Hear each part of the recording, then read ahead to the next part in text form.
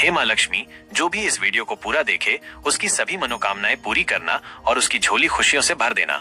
मित्रों, किस पाप के कारण महिला समय से पहले ही विधवा हो जाती है? मित्रों, भगवान विष्णु और माता लक्ष्मी क्षीर सागर में शेषनाग की शैया पर बैठे हुए थे। तब माता लक्ष्मी के मन में जिज्ञासा हुई और उन्होंने भगवान विष्णु से प्रश्न किया, हे प्रभु, किस कारण से एक महिला समय से पहले विधवा होती है? ऐसा वो कौन सा पाप है जो एक पतिव्रता नारी को भी विधवा बना डालता है? क्या महिला के विधवा होने के संकेत पहले से मिलते हैं? तथा महिला का वह कौन सा अंग है जिससे यह पता चलता है कि महिला विधवा होगी या नहीं? इस प्रकार से प्रश्न पूछने पर भगवान विष्णु कहते हैं, हे प्रिय, तुमने उचित ही प्रश्न किया है। यह सत्य है कि कुछ महिलाओं के भाग्य में जल्दी विधवा होना लिखा हुआ होता है, चाहे वो पतिव्रता ही क्यों ना हो। किंतु एक पाप के कारण महिला विधवा बनती है और महिला के शरीर का एक अंग उसके विधवा होने का संकेत भी देता है। भगवान विष्णु कहते हैं, हे देवी, तुम्हें इस परम गोपनीय सत्य को बताने से पहले मैं तुम्हें एक कथा सुनाता हूँ। इस कथा में तुम्हें तुम्हारे सभी प्रश्नों के उत्तर मिल जाएंगे, इसीलिए तुम इस कथा को ध्यान से सुनना। मित्रों, भगवान विष्णु ने माता लक्ष्मी को एक अत्यंत सुंदर कथा सुनाई है। इस कथा के माध्यम से भगवान ने समस्त मानव जाति के कल्याण के लिए कई महत्वपूर्ण उपदेश दिए हैं। इसीलिए आप इस कथा को पूरा जरूर सुने। इस कथा को आधा अधूरा सुनना पाप माना जाता है। तो चलिए शुरू करते हैं। मित्रों, एक समय की बात है, मध्य देश में एक अत्यंत धनवान सेठ रहा करता था। उसका एक पुत्र और 3 पुत्रियां थीं। उसकी तीनों पुत्रियों का विवाह अच्छे और धनवान घराने में हो गया था, किंतु सेठ की एक पुत्री को दुर्भाग्य का सामना करना पड़ा। उसकी एक पुत्री विवाह के कुछ ही वर्षों के बाद विधवा हो गई और अत्यंत दुख में जीवन बिताने लगी। उस विधवा महिला का नाम सावित्री था। सावित्री अत्यंत सुंदर, गुणवान और पतिव्रता नारी थी, किंतु उसके भाग्य में जो अशुभ लिखा हुआ था वही उसके साथ घटित हो गया। सावित्री के पति ने विवाह के समय केवल सावित्री का सुंदर रूप और उसके पिता की धन संपत्ति देखी थी, जिससे उसे भी जल्दी ही शरीर का त्याग करना पड़ा। बचपन से ही सावित्री के शरीर के अंगों पर उसके विधवा होने के लक्षण दिखाई दे रहे थे, लेकिन किसी ने उस पर ध्यान नहीं दिया था। सावित्री के पिछले जन्म के कर्मों के कारण उसे इस जन्म में विधवा होना पड़ा था।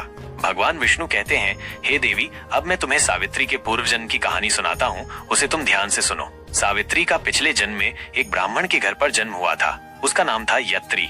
वो ब्राह्मण राजा को अत्यंत प्रिय था, जिस कारण से ब्राह्मण का घर धन धान्य से भरा हुआ था। उसके पास बहुत सारी धन संपत्ति थी, जिससे ब्राह्मण बहुत ही उन्मत्त और गर्विष्ठ बन गया था। वो ब्राह्मण अपनी पुत्री गायत्री से बहुत प्रेम करता था, क्योंकि वह उसकी एकलौती पुत्री थी। गायत्री बहुत ही सुंदर थी और पिता के लाड़ प्यार से वो भी बिगड़ चुकी थी। उसके पिता उसकी इच्छा को पूर्ण करते थे, उसे कभी किसी चीज की कमी नहीं पड़ने दी। गायत्री ने अपने जीवन में कभी दुख नहीं देखा था और उसे अपनी सुंदरता पर भी अत्यधिक घमंड था। फिर जब गायत्री विवाह करने के लायक हुई तो उसके पिता ने उसका विवाह करने का सोचा, लेकिन उसकी एक शर्त थी कि जो भी गायत्री से विवाह करेगा वो उसके साथ उसके पिता के घर में रहेगा, अर्थात घर जमाई बनकर रहेगा। ब्राह्मण ने अपने सभी रिश्तेदारों को ये बात बता दी और चारों तरफ ये बात फैल गई। कई विद्वान और ज्ञानी पंडित गायत्री के घर पर उसे देखने के लिए आ गए, लेकिन गायत्री ने किसी को भी पसंद नहीं किया। गायत्री ने कई विद्वान ब्राह्मणों को अपमानित करके घर से बाहर निकाल दिया। फिर एक दिन एक अत्यंत सुंदर ब्राह्मण भिक्षा मांगने के लिए गायत्री के घर पर आया, जिसे देखकर गायत्री उस पर मोहित हो गई और अपने पिता से कहने लगी कि वो उसी भिखारी ब्राह्मण से विवाह करेगी। यह सुनकर गायत्री के पिता ने भी उस भिक्षुक ब्राह्मण को गायत्री से विवाह करने के लिए पूछा, तो उस भिक्षुक ब्राह्मण ने भी हाँ कर दिया और फिर गायत्री और उस ब्राह्मण का विवाह संपन्न हुआ। गायत्री विवाह के समय बहुत प्रसन्न थी, उसे उसका मनपसंद जोड़ीदार मिल चुका था। विवाह के बाद कुछ दिनों तक गायत्री अपने पति के साथ बड़े प्रेम से रहने लगी और उसकी सेवा करने लगी। लेकिन कुछ ही दिन बीतने के बाद गायत्री ने अपना असली रंग दिखाना शुरू कर दिया। गायत्री अपने पति को नौकर की तरह समझने लगी, उसकी आज्ञा का पालन करने की जगह पर उसे ही आज्ञा देने लगी। गायत्री अपने पति को भी उसके नाम से बुलाने लगी, खुद अपने पति के पैर दबाना छोड़कर अपने पति से ही खुद के पैर दबाने लगी। गायत्री स्वेच्छाचारी थी, वह पति को बिना बताए ही घर से बाहर चली जाती, कभी पति की कोई बात नहीं मानती थी, पति से पहले ही भोजन कर करती थी, किसी भी धार्मिक कार्य में पति के साथ नहीं बैठती थी और अकेले ही मौज करती थी। अपनी पत्नी के ऐसे व्यवहार को देखकर गायत्री का पति बहुत दुखी रहने लगा। उसने गायत्री को बहुत समझाने की कोशिश की, लेकिन वो कभी नहीं मानी। गायत्री अपनी ही मनमानी करती रहती थी। गायत्री की माता ने भी उसे समझाने का प्रयास किया कि महिला को अपने पति के साथ ऐसा व्यवहार नहीं करना चाहिए, लेकिन गायत्री अपनी माता की बात कभी नहीं मानती थी और वह जानबूझकर अपने पति को अपमानित करती रहती थी। दिन रात पति की बुराई करना, उसे अपशब्द कहना, उसे नाम लेकर बुलाना आदि प्रकार के निंदनीय कार्य वह रोज करती थी। गायत्री का पति भी उससे बहुत परेशान हो गया था।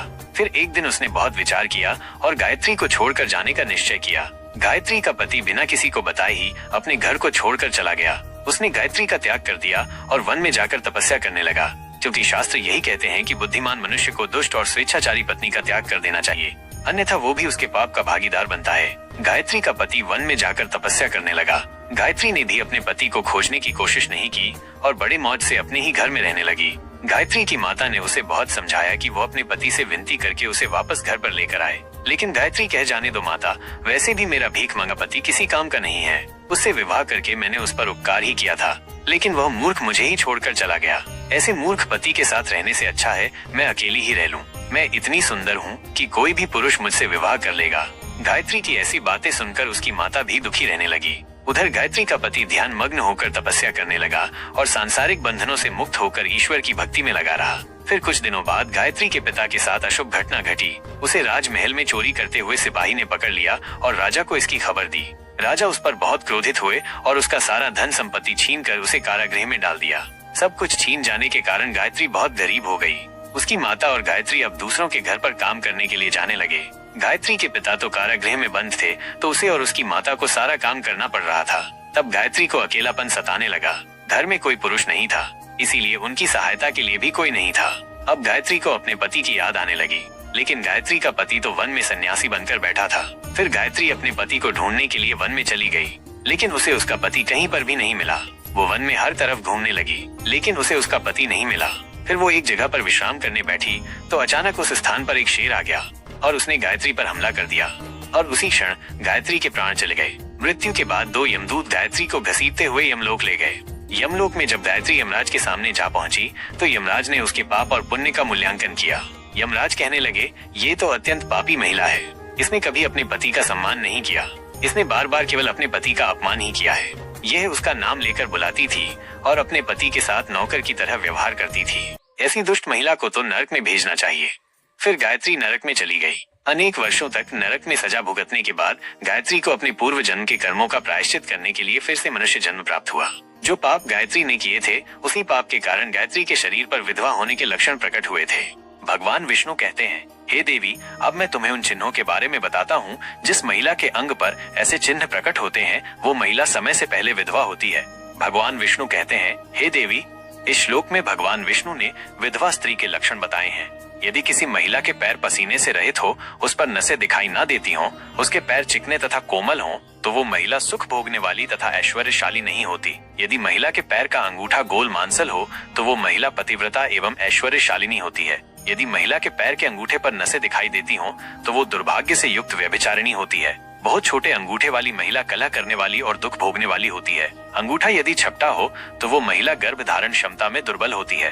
यदि किसी महिला के पैर की तर्जनी उंगली अंगूठे से भी बड़ी हो तो वो स्वच्छंद कामचार अर्थात अनेक पुरुषों से संबंध बनाने वाली होती है। यदि किसी महिला के पैर की उंगलियां परस्पर मिली हुई हो, एक दूसरे के नजदीक हो, उंगलियां गोल एवं सीधी हो और नाखून पतले एवं छोटे हो, तो वो ऐश्वर्यशालिनी होती है और ससुराल में सुख भोग है। अब मैं विधवा महिला के पैर के लक्षण बताता हूँ। यदि किसी महिला के पैर का अंगूठा बहुत बड़ा हो और आगे से गोल हो, उसके नाखून टेढ़े मेढ़े हो, अंगूठे पर नसें दिखाई देती हो, तो उस महिला के विधवा होने के योग्य बनते हैं। यदि महिलाओं की ढह आम बहुत बड़ी हो तो वह मृत्यु पर्यंत दुख भोगने वाली होती है। और यदि महिला के पैर मांस रहित हो तो ससुराल के भाग्य को नष्ट कर देती है। यदि किसी महिला के पैर की अनामिका उंगली बाकी उंगलियों की तुलना में बहुत छोटी हो तो वो कलह करने वाली और घर के वातावरण को असहनीय बना देने वाली होती है। यदि किसी महिला के पैर की मध्यमा उंगली अर्थात बीच की उंगली ज्यादा लंबी हो तो वो विवाह के लिए अयोग्य होती है। जो महिला चलते समय पैर पटक हुए चलती हो और धम धम आवाज करती हो तो वो अपने पति का विनाश करने वाली होती है। भगवान विष्णु कहते हैं, हे देवी, इन्हीं लक्षणों के कारण सावित्री समय से पहला विधवा हुई थी। पिछले जन्म के कर्मों के कारण ही महिला के विधवा होने के योग्य बनते हैं। जो महिला अपने पति का अपमान करती है, उसका नाम लेकर बुलाती है तथा उसके भोजन करने से पहले ही भोजन करती है, तो वो महिला निश्चित ही समय से पहले भी होती है।